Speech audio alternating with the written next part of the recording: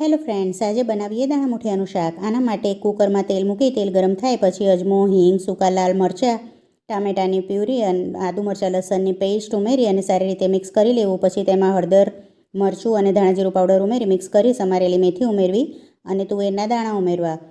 સ્વાદ પ્રમાણે મીઠું અને ખાંડ ઉમેરી અને તેને મિક્સ કરી થોડું પાણી નાખી અને તેને એક વિસલ થવા દેવી.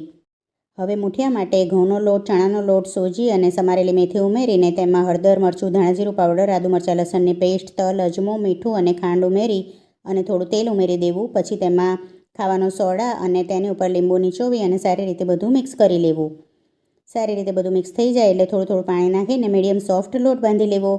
લોટ બંધાઈ જાય પછી તેની આવી રીતે નાના નાના મુઠિયા વાળી લેવા. તેને ગરમ તેલમાં તળી લેવા.